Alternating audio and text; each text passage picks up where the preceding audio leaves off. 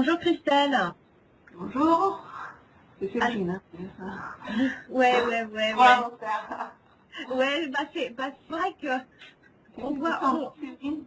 on est, il y a tellement de gens dans notre domaine que c'est vrai que c'est pas évident. Alors donc, pour tous ceux donc qui nous écoutent, donc c'est toi qui t'occupes du blog, donc mon blog juridique. Tu es donc titulaire d'un diplôme universitaire en sciences criminelles, mention bien. Bravo. Oh, ça fait très longtemps. Hein. Voilà, tu veux dire aussi que j'ai un DUG, une licence, une maîtrise. Alors donc voilà, donc t'as aussi donc deux master 2, donc c'est droit des activités et des professions artistiques et le doctorat La recherche, là. et donc aussi un doctorat en droit privé de sciences criminelles sciences criminelles pardon, et c'est donc au cours de ton Non, expérience. alors, c'est en fait un doctorat en droit de la santé, en fait. D'accord. J'ai fait un master 2, c'est-à-dire après la maîtrise. Parce que bon, après, il y a eu la réforme à LMD. C'est un master 2 en tout le domaine droit artistique, c'était à Aix-en-Provence. Et puis un droit de la santé à Montpellier. Voilà. Et donc j'ai poursuivi avec le doctorat en droit de la santé. Voilà. D'accord. Orienté droit pharmaceutique. D'accord. Et donc c'est au cours de ton expérience que tu t'es aperçu donc que la loi était loin d'être accessible et surtout qu'elle était loin d'être comprise par tout le monde. Alors là, entièrement d'accord parce que c'est vrai que c'est vraiment affreux. J'ai fait un petit peu de droit moi-même et c'est vrai que c'est terrible. Et donc c'est suite à ce constat que tu as décidé donc d'ouvrir ton blog pour, comme tu le dis toi-même et je cite, le droit à la portée de tous. En fait, c'est une mauvaise expérience que j'ai eue lors avec un autre blogueur qui s'est bien terminé finalement, hein, où je me suis rendu compte que voilà, beaucoup de blogueurs étaient ignorants de l'alimentation qui pourtant est concernée. Parce que si tu es un vendeur en ligne, si tu es voilà, tu as des obligations, tu as les droits et des obligations, et si tu les connais pas, je verrais mal une entreprise vendre à un consommateur sans connaître ses obligations. C'est pas possible. Donc je me suis dit, oula, là il y a vraiment quelque chose à faire. Et donc ça fait 2 ans que je m'y intéresse, donc via mon blog juridique.com. Voilà. D'accord. Alors, donc je voulais aborder donc avec toi le thème de l'auto-entrepreneur parce que je trouve que c'est quand même un statut qui reste très vague. Même quand tu fais des recherches internet, c'est pas évident de trouver vraiment les bonnes informations. Et comme tu dis, on retombe souvent sur des articles de loi et tout un tas de choses et tu comprends un mot sur deux. Donc, mais c'est vrai, c'est exactement ce que tu dis, le droit à la portée de tous, parce que c'est vrai que si tu ne connais pas les termes juridiques, c'est façon de dire, c'est vraiment du petit chinois. Donc, alors, j'ai une petite anecdote à ce sujet, dans ce que tu dis.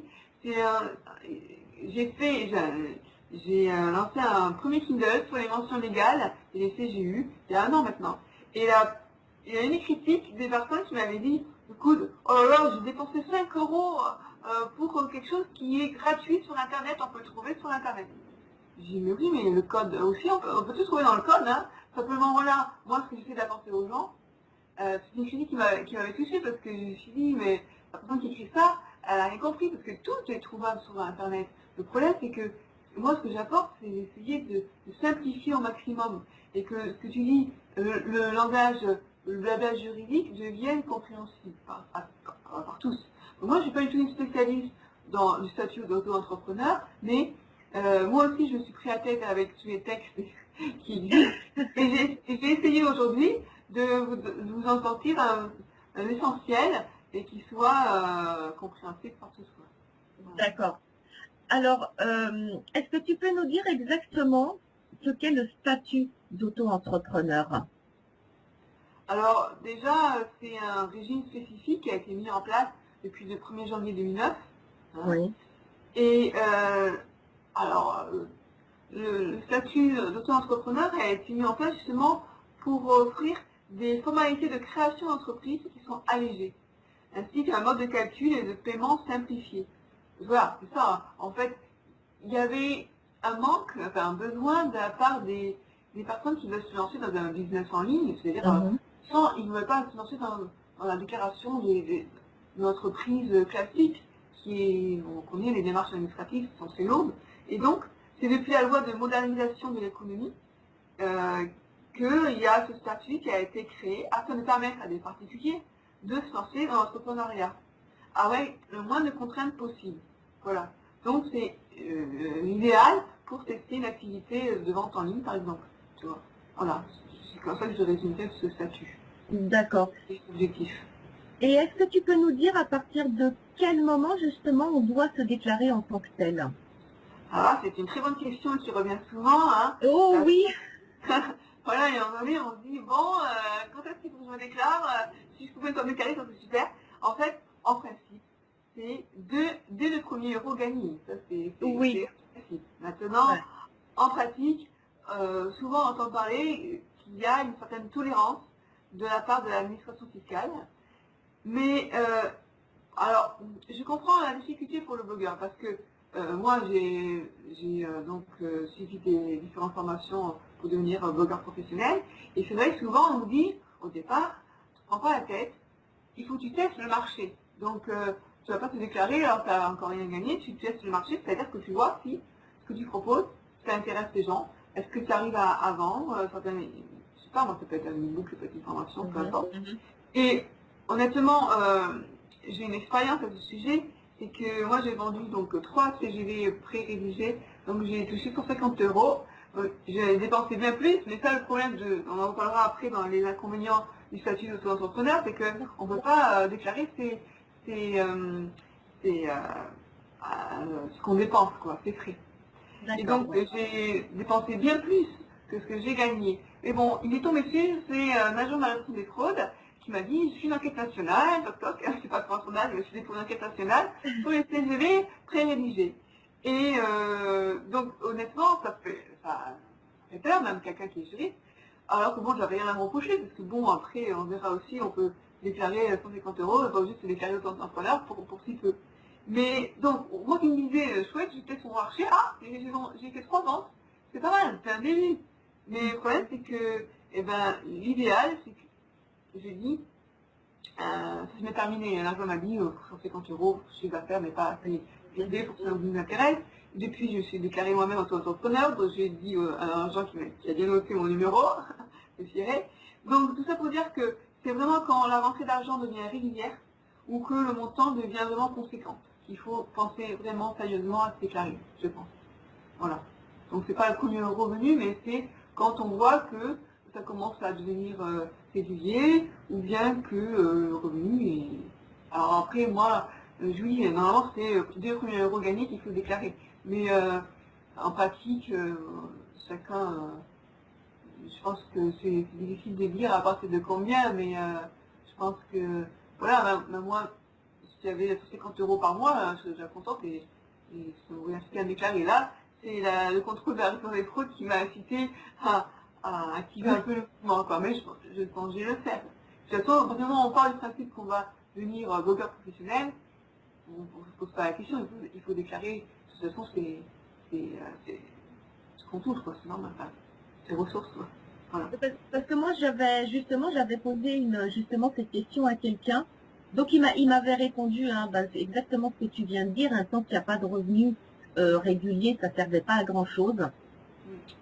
Il m'avait situé qu'il fallait commencer vraiment à se poser la question quand on avait un revenu régulier entre, on va dire, 300 et 400 €.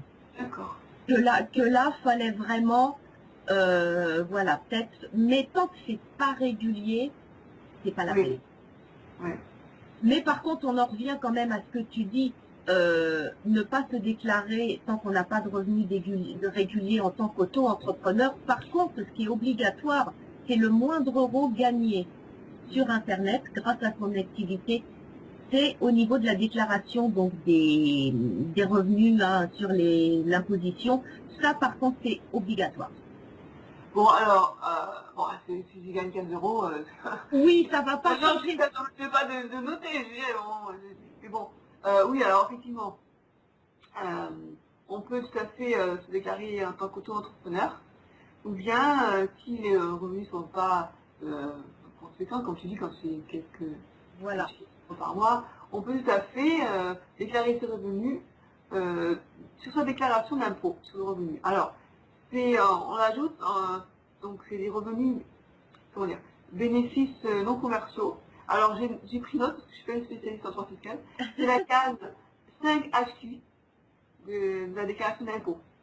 Donc, D'accord. au lieu des revenus BNC, les prestations de services telles que l'installation d'un blog WordPress ou de coaching pour un client. Voilà. Après, on peut aussi ajouter ces revenus. On peut aussi déclarer en tant que revenus industriels et commerciaux.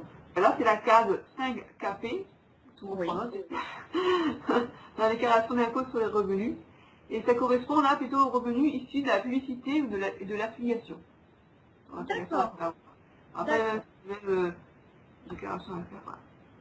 Et est-ce que tu peux nous parler un petit peu donc des démarches administratives justement pour se déclarer en tant qu'auto-entrepreneur? Juste avant peut-être, puisqu'on est sur différentes manières de se déclarer, peut-être parler du portage salarial tout de suite. Eh ben d'accord, Hein, ok, donc d'accord. en fait, j'ai appris depuis peu qu'il y avait aussi une autre manière de déclarer ses revenus sur Internet, c'était le portage salarial. Et donc il y a les sociétés de portage salarial. Alors, c'est une solution pour les personnes qui souhaitent exercer une activité sans créer de structure juridique. Alors, la personne est liée à la société de partage salarial par un contrat de travail. Voilà. Et en fait, la personne qui s'appelle le porté, elle bénéficie de tous les avantages liés à ce statut. Donc, sécurité sociale, chômage, retraite, bulletin de paye. Mhm. Voilà. Donc, là, on ne parle plus de chiffre d'affaires, mais de salaire. D'accord, Et puis, la société prélève une commission. Alors, moi, je suis un peu renseignée et pour ce que je souhaite faire sur Internet, ça ne convient pas. Pourquoi? Parce que c'est à la personne de trouver ses propres clients et il faut que ça soit une entreprise. Donc, c'est intéressant pour des missions courtes, pour les personnes voilà, je sais pas, moi, on est comptable et on a une entreprise qui veut nous employer, on peut passer par une société de portage salarial, par exemple. d'accord. Peut-être par télétravail. Voilà. Donc ça ne correspond pas à toutes les situations. Mais si tu veux, on en viendra à la fin. Tu veux qu'on en parle maintenant des avantages et des inconvénients? On en parlera à ce moment-là. D'accord, d'accord, d'accord. Donc tu me posais la question, quelles sont les démarches administratives à effectuer? Oui, Ça, c'est tout simple en fait parce que on peut, c'est l'avantage de ce statut, on peut passer donc par une déclaration en ligne. Donc on a vraiment l'impression que c'est un statut fait pour les entrepreneurs, enfin les blogueurs quoi. d'accord, oui. Voilà, donc les démarches ont été vraiment simplifiées et c'est une simple déclaration qui est réalisée en ligne par Internet. Alors il faut aller sur le site l'auto-entrepreneur.fr. D'accord. Faire attention parce que j'ai vu qu'il y a des sites qui faisaient croire que et qui se font payer pour ça. Donc attention, vous n'avez rien à payer, c'est gratuit. Hein. Parce que voilà, quand on sur Internet, on trouve de tout effectivement. Et bon, il faut vraiment prendre le site. Quand on se déclare, c'est totalement gratuit. Alors qu'est-ce qui va se passer en fait? C'est qu'en fait, notre déclaration va être envoyée au centre de formalité des entreprises. On n'est pas du tout immatriculé au registre du commerce des sociétés ou au répertoire des métiers. D'accord. Il va y avoir en fait donc on s'inscrit donc de manière simplifiée et de manière gratuite, comme je le disais. On va choisir l'activité, hein, parce qu'il faut déclarer une activité. Donc soit activité de prestation de services et libérales, de conseil, service à la personne, ou bien des activités artisanales et commerciales, informatique, vente à distance. Alors, il faut savoir que, bon, là, je vais parler des blogueurs, mais c'est pas uniquement, on va dire, aux blogueurs, bien sûr. Hein. Donc, suite à cette déclaration, on va recevoir un numéro SIREN. Voilà. Et c'est ça qui va permettre d'identifier l'entreprise. Il faut compter à peu près 48 heures. Entre-temps, on reçoit un courrier électronique qui nous confirme qu'on a bien déclaré notre activité. Après, on reçoit plein de papiers, les URSSAF, voilà, bon, ben ça, je laisse chacun la surprise de le découvrir. Oui. Voilà. Et donc, dès qu'on a reçu ce numéro de sirène par l'INSEE, on est officiellement auto-entrepreneur de France. Voilà. Et là, on peut commencer son activité commerciale. En général, c'est qu'on a déjà commencé, mais bon, Oui, ouais, oui, oui. Et donc, pour toi, quels sont les véritables avantages au niveau du statut de l'auto-entrepreneur? Donc c'est alors, justement, c'est comme tu disais, c'est la simplification. Tu peux par internet directement te déclarer. Tout est simplifié. oui, en fait, c'est la possibilité aussi de débuter facilement, mais aussi d'arrêter facilement. Ça, c'est bien, parce qu'on n'a pas tout tracas de dire, voilà, pour arrêter une entreprise, enfin, c'est pas simple. Alors que là, tout est fait en ligne, tout peut être fait en ligne, après on peut faire par écrit, mais bon. Euh, c'est vraiment pour moi orienté pour quelqu'un qui a quand même un projet d'entreprise. Voilà. On est entrepreneur, hein, si c'est sur le web par exemple, ou si c'est par exemple la personne qui veut proposer des services à la personne, comme le repassage à domicile, voilà, là on peut se lancer avec le statut d'auto-entrepreneur. En fait, quand on est entrepreneur, on a le statut de travailleur indépendant. Voilà. D'accord. Et puis, l'avantage, c'est que les cotisations sociales sont acquittées en ligne. On paye un pourcentage fixe par rapport au chiffre d'affaires qu'on déclare. Voilà. Ok. Donc, c'est vraiment un moyen de régulariser sa situation et d'être tranquille, quoi. C'est vraiment c'est au plus simple, puisque je te dis, on n'a pas à faire des grandes déclarations, d'aller au centre de formalité des entreprises et passer des jours. Et voilà, c'est la simplification.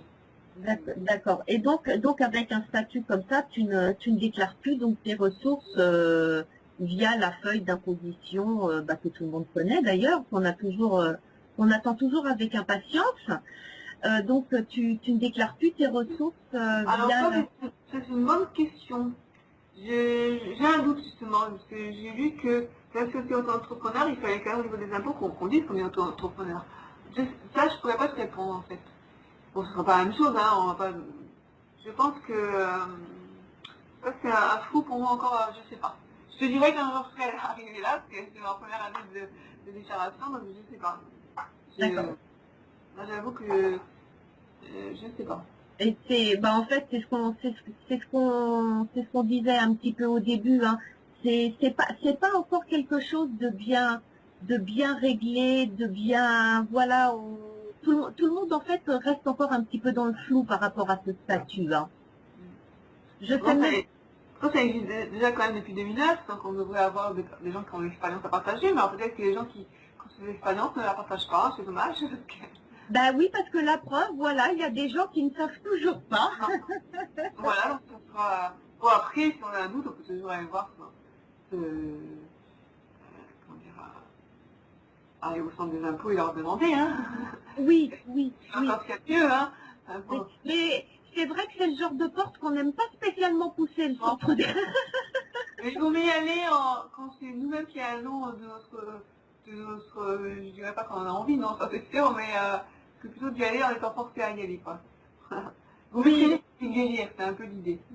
oui, en fait, c'est vrai que quand on a un doute, quel que soit le doute, c'est vrai qu'il vaut mieux directement s'adresser carrément aux personnes concernées, hein, et avoir vraiment les bonnes informations plutôt que de partir et de faire tout et n'importe quoi D'accord. Donc tout à l'heure, donc tu nous avais aussi donc justement parlé du portage salarial. Alors je pense qu'il serait bien pour ceux qui nous écoutent, c'est de faire un petit récapitulatif. Donc justement, en mettant pour chacun les avantages et les inconvénients donc entre l'auto-entrepreneur et le portage salarial. Juste avant, je crois que j'ai oublié de parler, en fait, comment on écarte ses ressources. Oui, La question, c'est... oui, En fait, savoir qu'il faut... Ça, c'est vraiment une obligation auquel on est tenu en tant qu'auto-entrepreneur. C'est qu'il faut fournir, alors soit mensuellement, soit de manière trimestrielle. Ça, c'est au départ, on nous demande de choisir. Moi, j'ai choisi trimestriellement. Une déclaration de son chiffre d'affaires réalisé au cours de la période. Et ce qu'il y a, c'est que voilà, c'est à ce moment-là que on va nous prélever les cotisations sociales, etc. Et voilà, en fait, on va payer un pourcentage fixe sur le chiffre d'affaires déclaré. Voilà. d'accord, Donc d'accord, il faut tout est simplifié, mais quand même, il est bon, je pense, avant la déclaration mensuelle ou trimestrielle, de noter toutes les ressources qu'on a faites, enfin, déjà tout ce qu'on a gagné grâce à son blog. Pas se D'accord. retrouver le jour J en disant mince, il faut que je déclare, parce que si on fait une fausse déclaration, c'est embêtant. Oui, oui, oui. Et donc, on rappelle, ça serait peut-être bien aussi donc de rappeler à ceux qui nous écoutent que même si on n'a pas donc le statut d'auto-entrepreneur, si on n'a pas le portage salarial, donc c'est quand même surtout de déclarer ses ressources donc sur la feuille d'imposition que tu nous as, comment donc se référencer donc au cas Oui, que tu nous as, oui. 5 HQ ou 5 KP, mais ça après, voilà. Alors donc on en revient donc à ce fameux petit récapitulatif, pardon, donc sur les avantages et les inconvénients donc de ces deux différents statuts. ouais. Alors l'avantage du portage salarial, c'est qu'en fait on bénéficie de la protection sociale du régime général, de l'assurance chômage. On est salarié en fait, donc c'est un avantage. D'accord. Le premier avantage, c'est la possibilité de déduire les frais nécessaires à l'exercice de son activité, qu'on ne peut pas faire dans le blogging. Enfin dans le blogging, pardon, auto-entrepreneur. Auto-entrepreneur, d'accord. Ça c'est l'embêtant.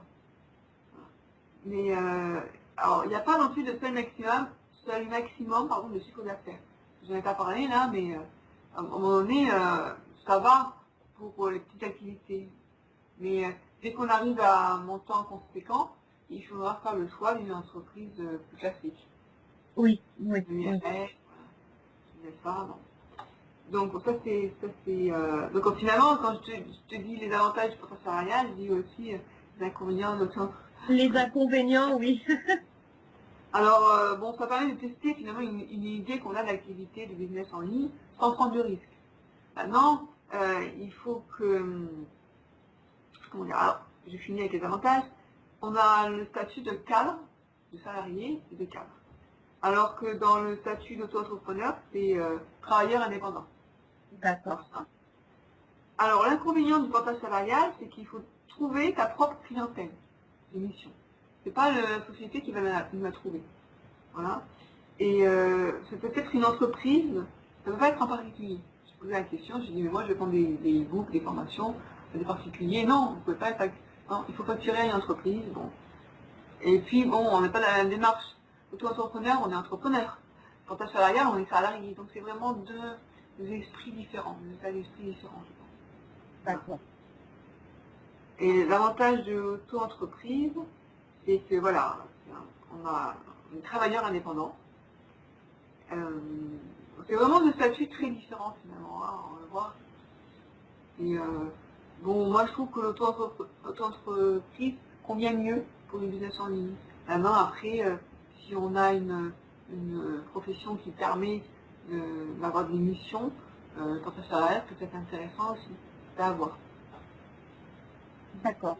Et donc, on rappelle bien sûr que si on a ni l'un ni l'autre donc au niveau du statut, donc il nous reste toujours donc la possibilité donc, de déclarer donc ses revenus sur la feuille d'imposition. Au départ. Au départ. Si on est vraiment, si on gagne sa vie grâce à Internet, je veux dire, si tu fais Ah, des chiffres. Ah bah là voilà. On te dit, vous êtes gentil, mais il faut peut-être déclarer à une entreprise, voilà, ça ne peut pas trop longtemps. Alors le seuil maximum des chiffres d'affaires prévu, c'est pour les activités de vente, c'est 81 500 euros. Et pour les prestations de services, 32 600 euros, hors taxe. Voilà. Au-delà, il faut changer de statut. C'est pas convenir. Voilà. Donc il y a quand même... Bon.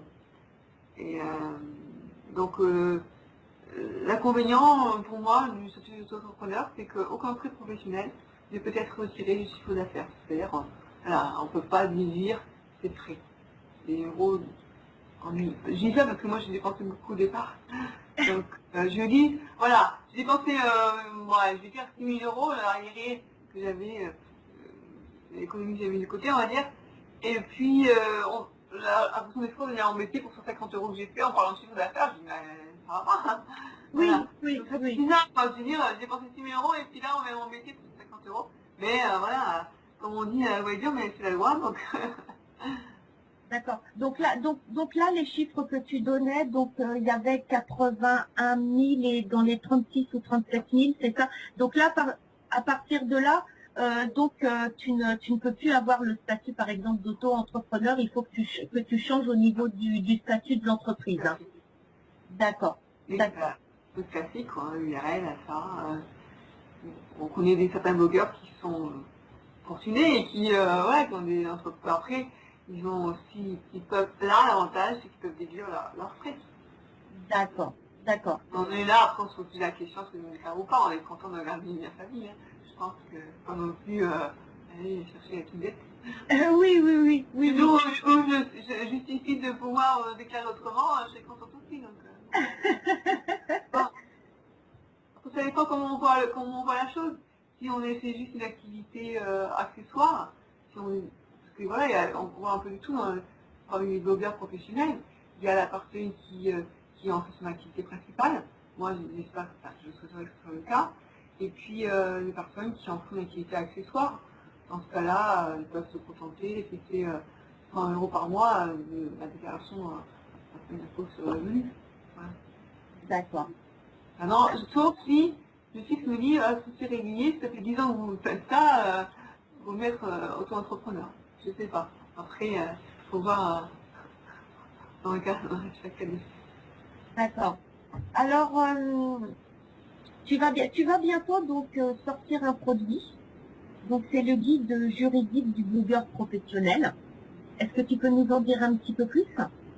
Alors, j'ai une idée, en fait, pour combler ce besoin, ce manque qui a créé, parce que on a beau dire, nul n'est censé ignorer la loi, en pratique, même nous, juristes, des fois, on ne peut pas connaître toutes les réglementations et tout. Moi, au départ, je ne connaissais rien, hein, tout ce qui était droit de la consommation lié à Internet. J'ai appris en bloguant depuis 2 ans sur le sujet, en essayant de répondre aux questions que me posaient les blogueurs. Et je me suis dit, là, il y a vraiment quelque chose à faire, c'est...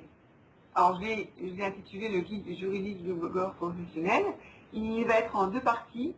Il y a d'abord les règles juridiques pour un site conforme, pour qu'un site web, soit un blog ou pas, soit conforme à la loi. Tout ce qui est au départ, donc on dépose un nom de domaine. Comment éviter tout risque de conflit avec une marque, c'est des questions qu'il faut se poser. Rédiger ses propres mentions légales et les faire figurer sur son blog, comme on fait, le contenu des mentions légales. Après, il y a quelque chose dont on parle un peu, mais c'est la réglementation relative aux cookies. Oui. Alors, voilà, il faut la respecter, donc je vais en parler. Après, il faut publier, quand on publie ces articles, que ce soit dans le respect du droit d'auteur. Après, pour les images qu'on va capter sur Google ou autre, il faut faire attention à ce qu'on fait. Il y a aussi les limites de sa liberté d'expression, jusqu'où on peut aller. Les commentaires qu'on reçoit sur son blog, est-ce qu'on peut les valider ou pas, parce que voilà, est-ce que c'est nous qui sommes responsables en tant que blogueur, ou bien c'est la personne qui a écrit le commentaire qui l'est. Ensuite, il y a comment protéger le contenu de son blog. Donc ça va, je parle de la protection des éléments de son blog par le droit de la propriété intellectuelle, donc par le droit d'auteur. Il y a aussi le problème de la cession. Moi, je donne en bonus un contrat de cession de droit d'auteur que j'ai rédigé en français et en anglais. Parce que ça, on en parle très peu, mais quand on délègue le design de son blog, la création d'un logo, ou bien la rédaction des articles, on le délègue à un prestataire extérieur, hein. Oui. Voilà.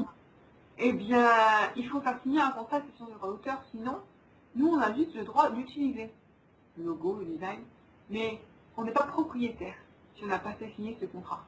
Et qu'est-ce qui se passe le jour où on souhaite revendre notre blog? Si on revend le blog avec le logo, les articles qui ne nous appartiennent pas, on commet un acte de contrefaçon. Donc il faut vraiment penser à faire signer ces contrats. Alors je sais bien en pratique, il y a peu de personnes qui y pensent. Mais moi j'ai eu le cas sur 6 heures. Je voulais faire une image pour un livre. Je disais voilà, je ne suis pas sûre que votre dessin va me plaire, donc pour l'instant je prends juste, donc il m'avait demandé 20 €. Et il disait il faut 20 € de plus si vous voulez l'utiliser pour votre livre. Ok, donc si j'avais, ça s'est pas fait parce que finalement son dessin n'a pas plu à ce point-là, je l'ai utilisé pour mon blog, mais pour le livre que j'allais vendre. Si j'avais l'intention de l'utiliser, j'ai son dessin, j'aurais fait signer un contrat d'inspection de droit d'auteur et j'aurais payé 20 € de plus. Voilà. C'est normalement ce qu'il faut faire. En pratique, il y a peu de blogueurs qui y pensent. Donc après, dans une deuxième partie, là, on va revenir sur toutes les règles juridiques de monétisation d'un blog. Donc là, on parle vraiment d'un blog marchand. Jusqu'à présent, c'était pour tout site internet ou blog, c'était montant du conseil. Après, là, on parle des obligations relatives aux données personnelles. Parce que quand on capture, quand on fait ce qu'on appelle une squeeze page, on capture une email pour se bâtir une liste. Là, on a l'intention de faire une prospection commerciale, donc on a l'intention d'un business en ligne. Et là, il faut déclarer ce fichier à la CNIL. Voilà. Et puis ensuite, il faut aussi satisfaire aux obligations d'information des internautes, donc leur signifier qu'ils ont le droit d'accès, des modifications, des suppressions de leurs données à caractère personnel. Et donc ça, c'est vraiment quelque chose d'important. Après, on a, justement, je parle de déclarer son activité de business en ligne, parce que là, vraiment, on est sûr qu'on veut que ça marche. Bon, après, comme je dis, on peut facilement arrêter le statut d'auto-entrepreneur, donc c'est quelque chose qui permet de rapidement et d'arrêter. Après, je parlerai aussi des règles de l'affiliation, parce que souvent, voilà, c'est une technique de monétisation de son blog, l'affiliation. C'est-à-dire, au lieu de vendre ses propres produits, on vend ceux d'un tiers. Alors, quand on est affilié, on peut se poser la question, est-ce que j'ai l'obligation de faire figurer sur mon blog les conditions générales de vente? Est-ce que je suis vendeur?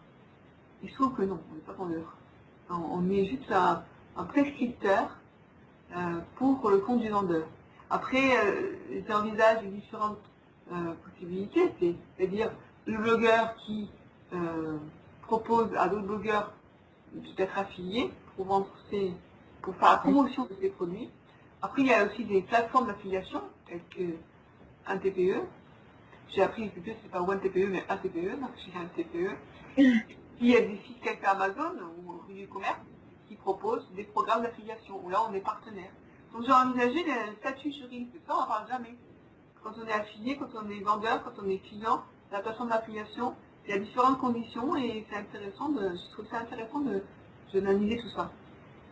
Enfin, je parle des obligations du vendeur en ligne, parce que quand on est blogueur et qu'on vend ses propres produits, on est un vendeur en ligne. On a des obligations, il faut bien les connaître. On va dire à nul n'est censé ignorer la loi, donc c'est trop facile, déjà je ne savais pas, ah bon?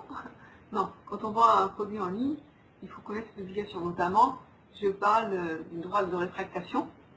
Oui. Et souvent, il y a beaucoup d'erreurs qui sont commises là-dessus, où on pense que il y a des conditions générales de vente qui se réfèrent à l'ancienne exception qui était l'enregistrement audio et vidéo. C'est-à-dire que quand on achète un CD, qu'on va retirer le cellophane, on dit on ne peut plus exercer les droits de rétractation. Voilà. Or, on ne peut pas comparer ce qu'on faisait en fait, le téléchargement d'un e-book par exemple, avec le fait de retirer ce cellophane.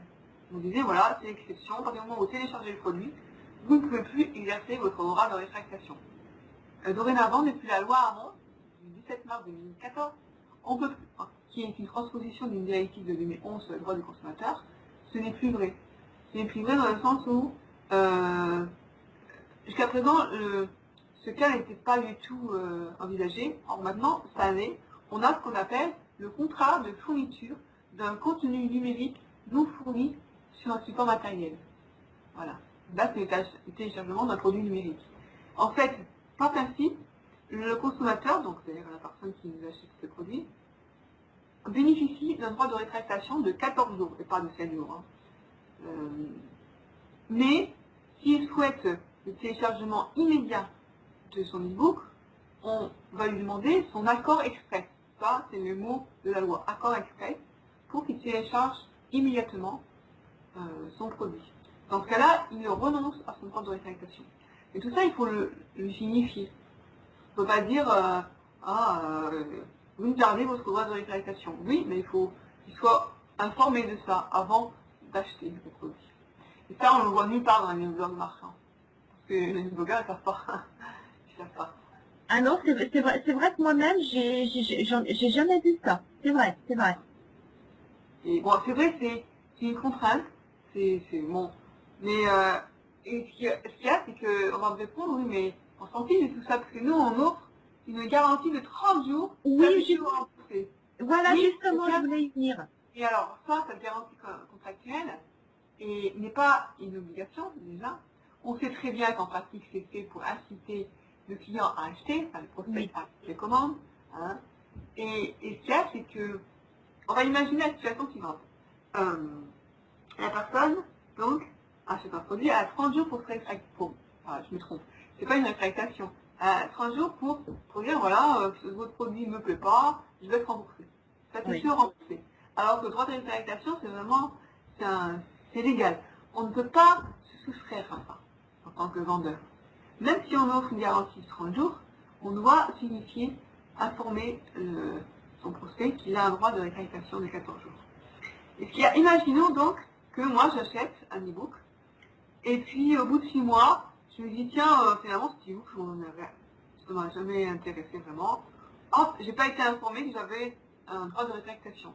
Eh bien, je peux très bien me retourner contre la personne qui m'a attendu 6 mois avant en disant je n'ai jamais été informée de ce droit de rétractation, j'ai ce droit de 14 jours est prolongé de 12 mois. C'est-à-dire que le consommateur a 12 mois pour se rétracter s'il n'a pas été informé correctement par le vendeur. C'est la loi. Donc il serait en droit de demander le remboursement.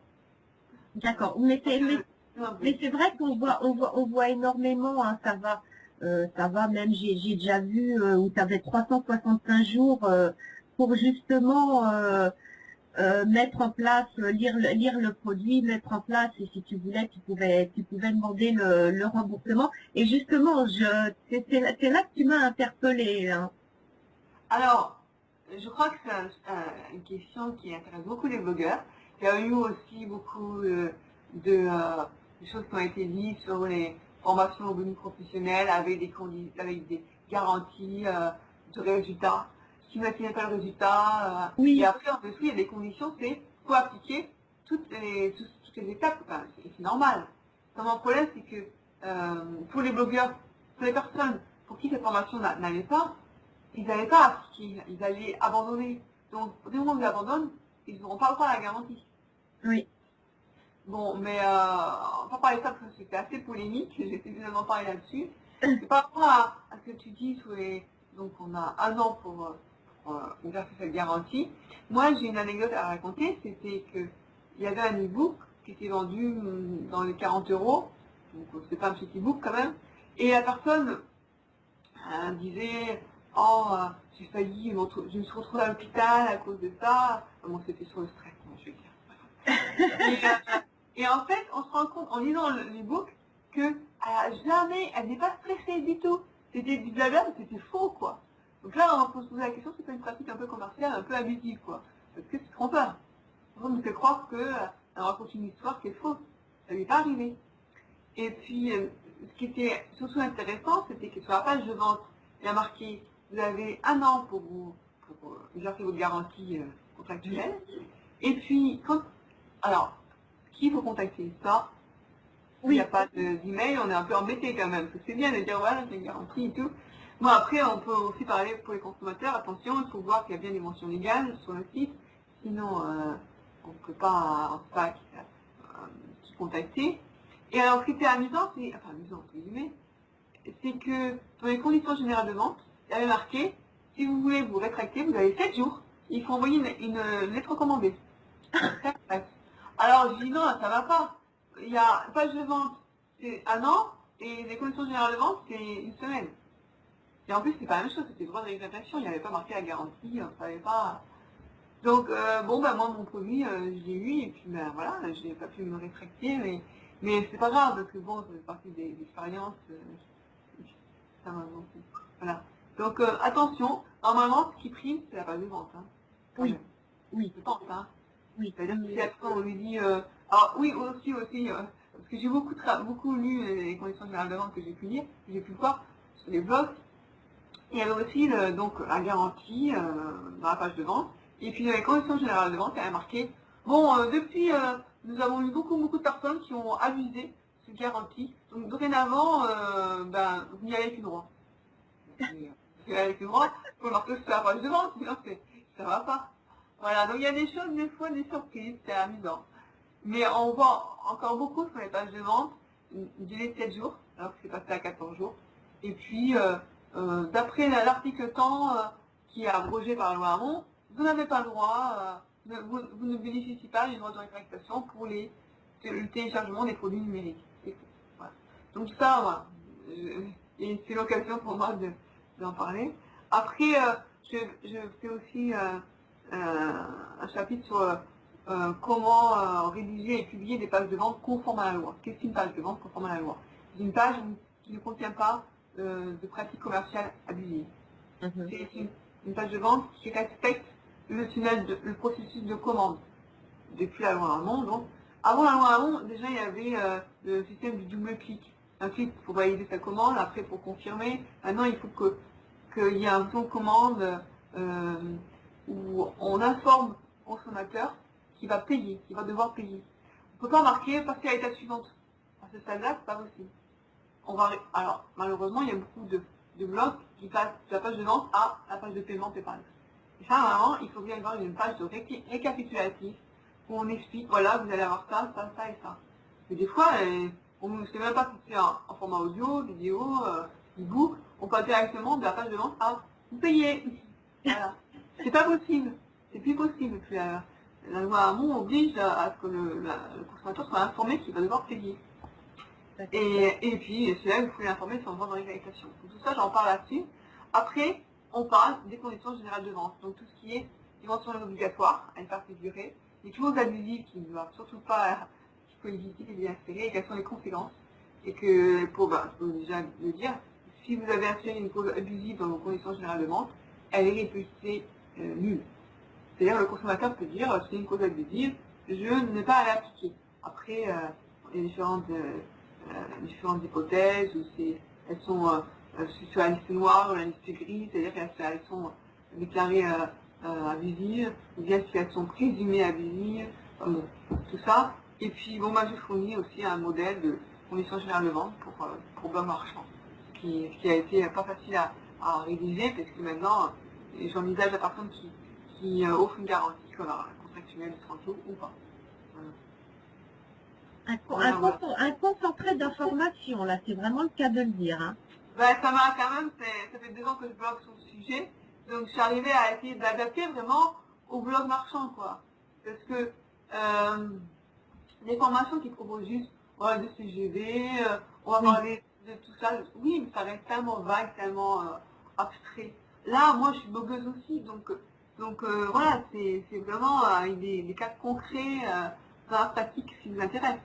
Parce que je pouvais aussi vous dire, la loi, l'article 100 de la loi, machin, c'est justement ce qu'on attend de moi, c'est que je simplifie au maximum, par des exemples, par des cas concrets, par j'essaye, oui, je suis juriste un petit peu des fois pour pour parler de manière simple.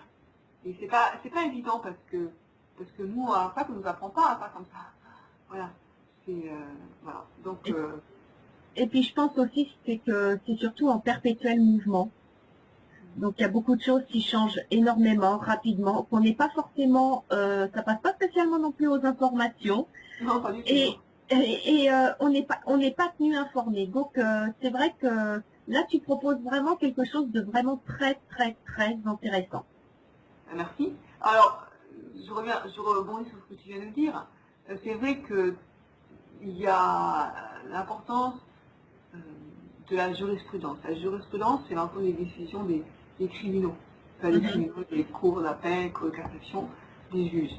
Et on se rend compte dans ce domaine-là que, on a les codes, code de la consommation, code pénal, code de la propriété intellectuelle, mais surtout, une grande importance de la jurisprudence. Et toute cette réglementation, elle est ajustée par les décisions des tribunaux et des cours. Voilà. Donc c'est vraiment important d'avoir une alerte, d'exercer une veille juridique. C'est ce que je fais moi. Je suis abonnée à plusieurs newsletters le Sénat, l'Assemblée nationale, où je reçois les dernières nouvelles, les propositions de loi aussi, avant même que la loi soit promulguée. Je suis au courant de ce qui va sortir. Et c'est vraiment un travail fastidieux mais important, parce que sinon, si on est en décalage, Moi, je n'étais pas au courant que Facebook allait changer ses conditions générales d'utilisation. Bon, on en a parlé, donc j'ai dit, bon, ben, je vais aller aussi me renseigner, il n'y a pas beaucoup d'informations sur le sujet, donc est-ce qu'on ne peut pas non plus tout prévenir tant que c'est pas arrivé, quand ce sera arrivé, j'irai voir et je donnerai mon analyse, mais pas non plus, c'est difficile, hein, parce qu'après, on le voit en pratique, même, on n'a pas parlé aussi du formulaire de rétractation, qui a été donc, on était en attente d'un décret d'application de la directive européenne de 2011, donc c'est la loi Hamon qui l'a transposée en droit national. Donc il faut savoir, parce que c'est quelque chose qu'on me pose souvent, la réglementation dont tu parles, c'est applicable dans quel pays?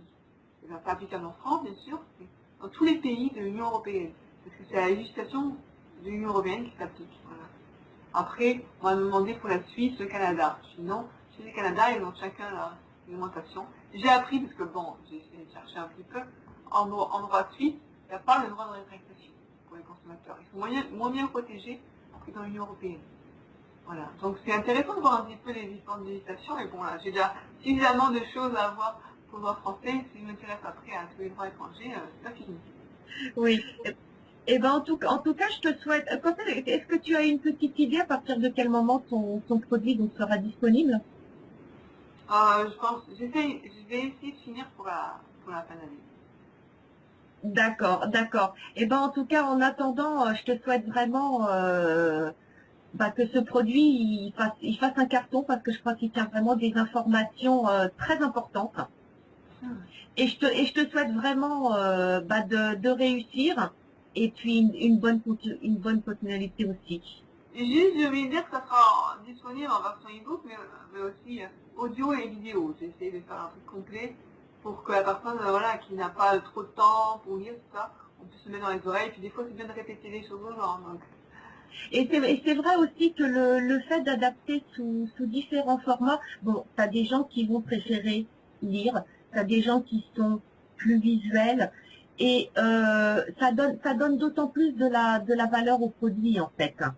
Parce que c'est vrai que c'est bien d'adapter sous différents formats. Moi, je sais par exemple, en toute sincérité, une vidéo, j'aime pas, parce que je suis de la vieille école, qui prend énormément de notes. Et alors une vidéo, tu fais une vidéo, tu te dis, tiens, elle vient de dire quelque chose d'important, tu reviens en arrière. Mais c'est vrai que c'est important de pouvoir toucher un maximum de personnes en fait. Surtout dans le droit, d'avoir les mots qu'on n'a pas très bien compris, le droit de rétractation, ça veut dire quoi? Bon, tout ça, c'est important. Et dans les vidéos, moi, quand je parle de vidéos, c'est justement, c'est audio et en même temps, la personne voit ce dont je parle. C'est pas, toi, tu parles beaucoup de la gens qui est en face de toi et qui va te faire un speech, mais là, c'est vraiment une forme de vidéo un peu différente pour que les gens puissent avoir les deux, audio et visuel. Oui, voilà, c'est bien d'associer les deux, puisqu'en généralement, c'est vrai qu'on est soit l'un, soit l'autre. Ouais. Eh bien, écoute, Christelle, merci d'avoir partagé avec nous donc toutes ces informations. Et puis, je te dis à très bientôt. Et moi aussi. À bientôt. Au revoir.